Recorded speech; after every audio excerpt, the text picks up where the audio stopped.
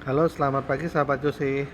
Kembali lagi pada channel kita pada pagi hari ini, tanggal 6 November 2023. Kita pada pagi hari ini akan membahas saham yang bernama BBTN atau Bank Tabungan Negara. Ingat, ini sekarang sudah bulan November, saatnya mulai membeli saham-saham blue chip yang sudah turun dalam, yang istilahnya sudah murah meriah. Kalau bagus sih saham konsumer juga boleh dikoleksi, dan perbankan. Makanya saya hari ini rekomendasi salah satu saham perbankan yang untuk trading atau untuk invest itu bagus, itu yaitu di saham BBTN atau Bank Tabungan Negara. Itu dimana posisi sekarang BBTN dibuka di 1205, 1210, atau sudah plus 0,83%. Oke, kita langsung lanjut ke fundamental. Yang ini nggak usah dilihat, kita langsung ke fundamental.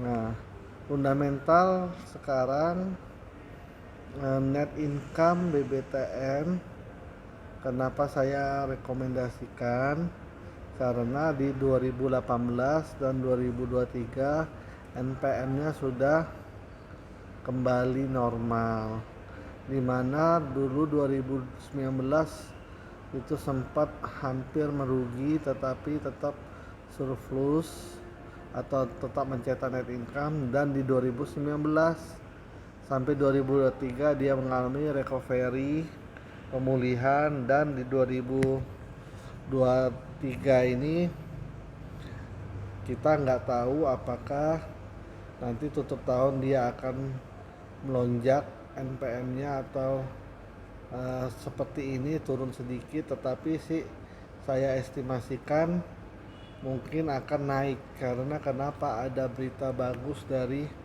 The Fed yang kemungkinan besar The Fed akan melakukan sinyal dovish dan tidak menaikkan suku bunganya lagi, dimana kalau dia naikkan suku bunganya lagi kemungkinan besar rupiah kita bisa hancur lebur. Karena kenapa? Rupiah sekarang di posisi 15.600-an, dan ini titik yang sangat riskan, di mana saya tidak mau menyalahkan pemerintah, tetapi ya ini yang patut waspada itu. Oke, sekarang kita lihat tadi di income statement, sekarang di balance sheet. Di balance sheet seperti sama kejadian di 2018 2019, DER-nya memang di 1200%, hampir meningkat di 2020 menjadi 1700, tetapi sekarang DER-nya berkurang lagi menjadi 1200-an, dimana posisi liabilities memang kita lihat cenderung naik ya, itu cenderung naik, dan kita tidak bisa pungkirin. Tetapi di tahun 2023 ada sinyal bagusnya, liabilitiesnya sedikit berkurang. Nah, tetapi yang saya lihat di sini equity-nya kita lihat pelan-pelan bertambah ya, walaupun tidak kelihatan di situ. Di sininya kita bisa lihat nanti sebenarnya di laporan keuangannya.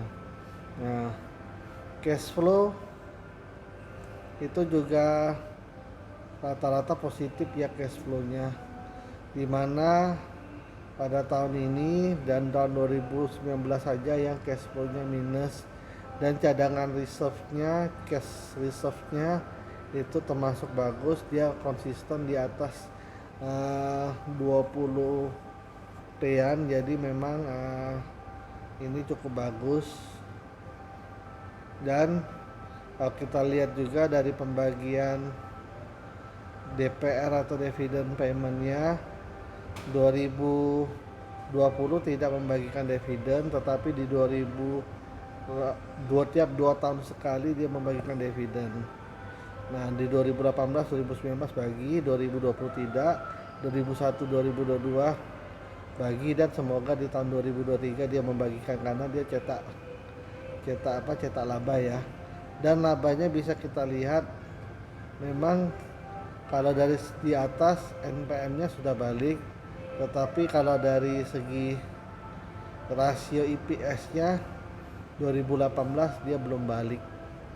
Ya mau mendekati balik, tetapi itu kita sudah kasih dia applause lah itu karena dia sudah mulai membaik, di mana juga BTN juga salah satu yang saham memang yang berpengaruh besar terhadap pergolakan suku bunga itu.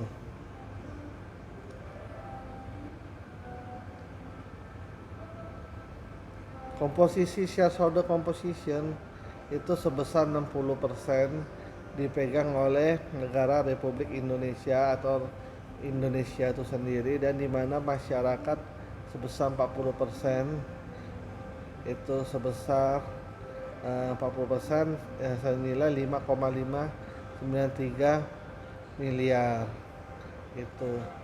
Jadi totali pemegang saham itu saham total ada di 14 miliaran. Tetapi kita lihat dari jumlah saham yang beredar. Kalau dari jumlah saham yang beredar berarti yang dihitung 5,594 aja. Oke, kita kembali lagi ke ini. Jadi untuk finansial ini nilainya termasuk kategori Bravo alias baik, dimana ya net income-nya memang sudah mulai mengalami pemulihan dan kembali ke 2018, dan utangnya juga stabil di angka-angka segitulah.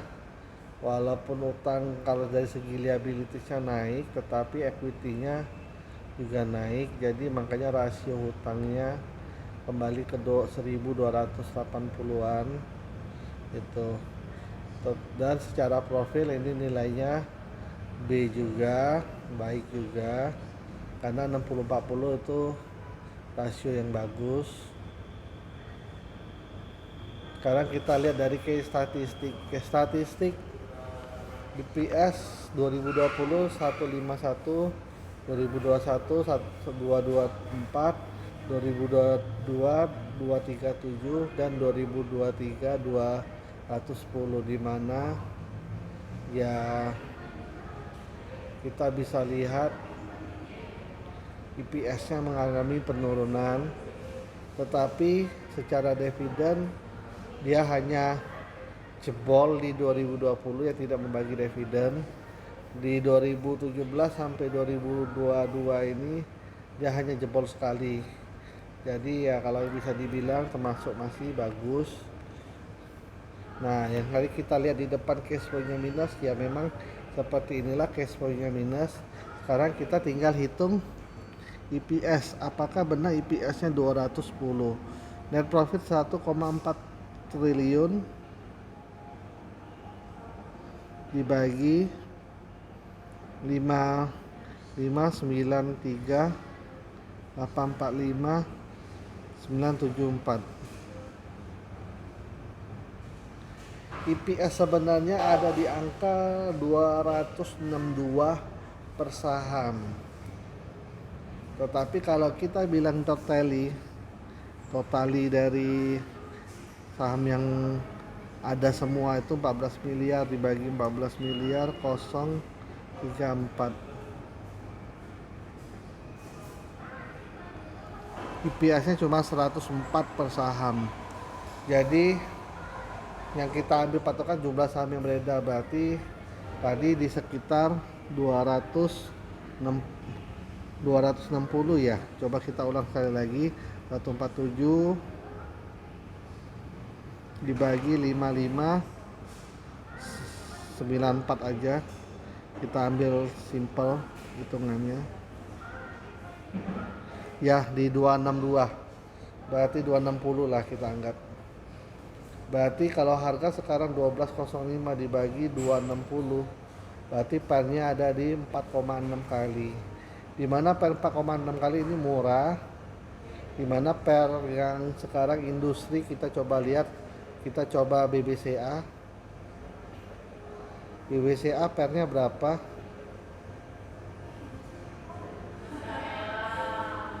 22 kali. Coba kita lihat BBRI yang sesama Persero, pernya 13 kali. Dan satu lagi Bank Mandiri, kita coba lihat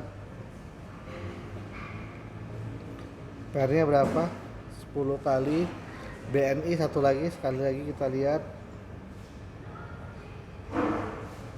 pernya 8,79. Berarti kita asumsikan aja per industri rata-rata ada di 10 aja lah ya, atau 9 lah.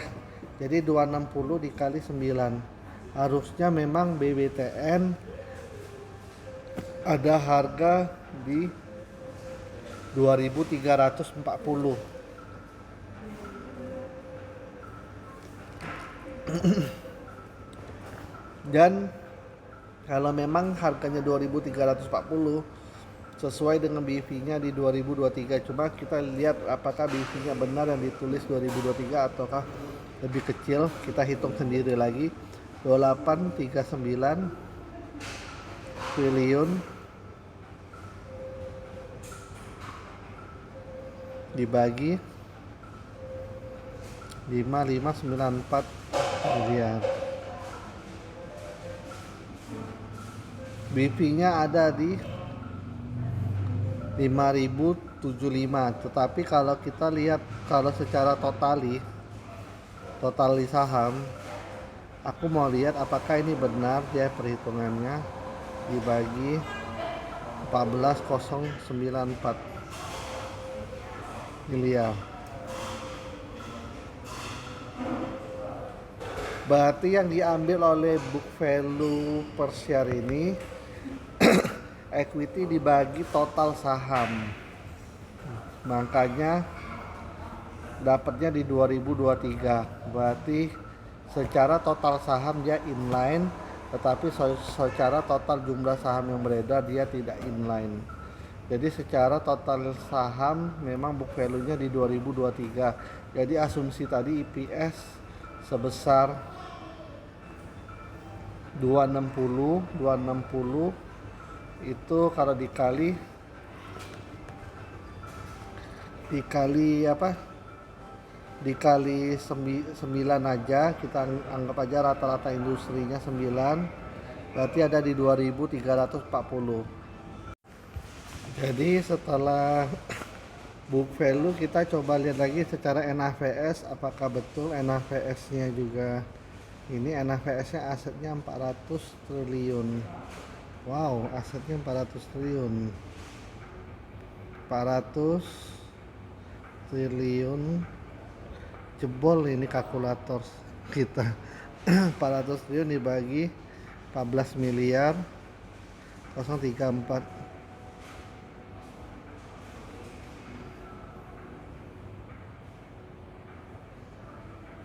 Secara NAVS itu 28.502. Berarti secara NAVS ini tidak masuk akal, karena 28.502 ini ya memang karena lihat sendiri permodalan dari bank itu adalah permodalan hutang. Jadi NAVS tidak cocok dipakai untuk perhitungan perbankan. Itu. Kalau kita hitung NAVS di perbankan ya pasti gede-gede semua, tapi ya apa hasilnya tuh sama aja bohong. Karena kenapa? Hutang itu kan bukan aset yang milik dia secara utuh. Nah itu, jadi NAVS memang tidak cocok dipakai untuk perhitungan di saham perbankan. Ingat catatannya gitu. Tetapi book value tidak apa-apa, itu memang kita hitung berarti 2023. Jadi kalau secara EPS tadi 9, berarti 2300-an, berarti ini harga sudah inline, tetapi karena sekarang harganya di 1205 dibagi 2023, berarti book value-nya hanya 0,59 kali. Jadi ini perusahaan sudah under value dari segi PER dan dari segi PBV. Jadi kita sudah bisa ambil kesimpulan bahwa sudah under value, sudah bagus, berarti ratingnya B. Tetapi profitability kita lihat apakah benar net income-nya, net profit margin-nya 9,99%, 1,4 triliun dibagi 1476 triliun. Memang betul NPM-nya 9,99%, di mana asumsinya ROE 147 dibagi equity 2839. ROE-nya hanya 5,1778. Berarti apalagi ROA-nya, jadi ROE-nya sangat kecil, tidak make sense, alias yang kita lihat jangan di ROA-nya tetapi di ROE-nya. ROE-nya cuma 5, berarti secara return kurang bagus, mungkin karena NPL-nya ya itu. Nah, secara hutang juga 1310 nih sangat berat, jadi perusahaan memang harus benar-benar berhati-hati dalam mengelola hutang ke hutangnya lagi, di mana yang harus dilihat itu adalah rasio NPL-nya bagus atau tidak. Tetapi kalau dari CR ini sudah cukup bahaya, cuma 6%, itu dari total cash ratio-nya cuma hanya 6%. Jadi kalau mau ekspansi atau mau ada pembayaran tempo bunga atau apa, ini sangat berbahaya, bisa kurang bagus untuk ke depan. Quick ratio dan current rasionya wajar 80 sampai 120, dia di angka 99,50, itu wajar. Jadi secara totali ya, total keseluruhan analisa fundamental kita untuk saham BTN valuasi memang under value, tetapi secara profitability itu nilainya wajar. ROA-nya kurang bagus ya, harusnya kalau dari valuation dan NPM dia bisa dapat nilai B+, cuma karena ROE-nya jelek, jadi saya turuni itu jadi B, dan karena cash ratio dan utangnya sangat tinggi, saya cuma bisa kasih dia B- aja. Jadi sudah mendekati C+, jadi ini B-. Itu secara totalik ke statistik dia B-, secara profil dia B, secara finansial ini termasuk komposisi yang saya bisa bilang ini B juga. Jadi kita bisa ambil kesimpulan saham BTN so far so good masih, dan tidak ada indikasi aneh-aneh kecuali tadi di cash rasionya yang agak sedikit berbahaya kalau dia tidak menjaga perputaran cashnya dengan baik, dan bisa juga dari NPL-nya juga bisa diperhatiin, itu sangat berbahaya jika NPL-nya jebol itu. Jadi secara totali keseluruhan itu yang kita bisa sampaikan pada pagi hari ini secara analisa fundamental. Kita coba kembali ke analisa teknikal. Oke, kita kembali lagi secara teknikal. Kita ketik dulu BBTN.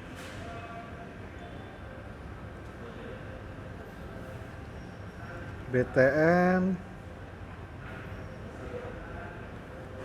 sebenarnya dulu saya sudah gambarkan yang 1 tahun, dan memang sudah mendekati 1150, tapi ini kan harga sudah berubah, jadi kita delete kan dulu. Kita hitung lagi secara manual di satu tahun dahulu. Satu tahun dahulu dia bergerak di harga berapa. Oke, kalau kita lihat dari sini, ini sudah termasuk, kalau kemarin dia downtrend, sekarang ini sudah termasuk sideways. Kalau sideways berarti di sini, satunya di sini.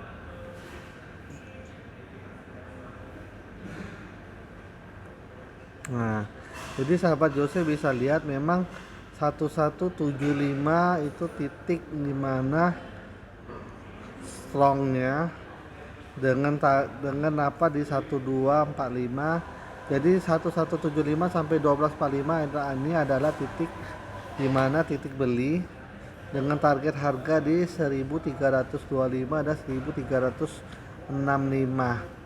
Jadi untuk sahabat Jose yang suka bermain saham perbankan, ini BBTN sudah boleh dibeli karena sudah masuk ke garis Fibonacci-nya. Itu tinggal apakah kita menunggu apakah dia bisa langsung nge-break ke 1245 atau dia mau ke 1175 dulu. Tetapi secara 5 years, 5 tahun, kita garis lagi Fibonacci-nya, nolnya di sini. Karena ini dia termasuk sideways ya, sahabat Jose ya. Makanya saya buatnya ini termasuk sideways. Nah, kita bisa lihat memang, kita bisa ambil kesimpulan memang 1185 1175 ini titik krusialnya, dimana jika dia tembus maka sudah end lah ini BBTN. Tetapi jika dia tidak tembus, maka kemungkinan besar mungkin dalam jangka 1 tahun atau 6 bulan ke depan dia bisa menguji ke 1325 dengan 1365 lagi. Tetapi jika dia hasilnya bagus berarti bisa ke 1470, dimana ada dua resisten kuat, dimana di 1470 1480 itu resisten pertamanya, dan resisten kuat keduanya ada di 1670 dan 1705, dan satu lagi resisten paling kuatnya di 2270 2280. Kenapa saya bilang 1935 1975 bukan resisten kuat? Karena dari segi jarak ya, jaraknya masih lebih yang lebih mendekati yang 1705 dan 1670. Nah, jadi ingat supportnya sudah ini dan sudah boleh dibeli itu untuk saham BBTN, dimana ingat jika dia jebol di 1150 1160 itu batas toleransi saham tersebut itu. Tetapi jika dia tidak jebol, maka ya kita pegang aja, keep aja sampai ke 1365, sampai di titik resisten pertamanya di 1470 1480, resisten keduanya 1670 1705, dan resisten ketiganya 2270 2280. Itu aja yang bisa saya sampaikan pada pagi hari ini. Please subscribe my channel, jangan lupa subscribe itu supaya channel saya selalu bertumbuh, dan ya semoga channel saya bermanfaat untuk kalian semua yang membutuhkan advice atau membutuhkan review saham, suatu saham apakah ini layak sudah dibeli atau belum, ataukah jangan dibeli ataupun jangan istilahnya dijual dahulu. Ya semuanya balik-balik saya hanya berdasarkan data dan tidak menambah-nambahkan dan tidak mengedit-ngedit. Jadi saya hanya berbicara sesuai dengan sistemnya, sesuai dengan apa yang kita lakuin istilahnya, dan saya juga tidak mau yang namanya anggap aja saya bersifat netral dalam hal ini, walaupun saya juga memiliki partner sekuritas itu. Jadi jika ada pertanyaan bisa menghubungi saya di 0821 7709 6060, atau yang ingin menjadi klien saya juga bisa menghubungi saya jika misalnya eh, tidak cocok dengan sekuritas yang lama atau mau pindah ke sekuritas saya, ataupun kalian investor baru yang ingin berinvestasi bisa juga kontak saya itu, masuk ke istilahnya ke member saya juga boleh.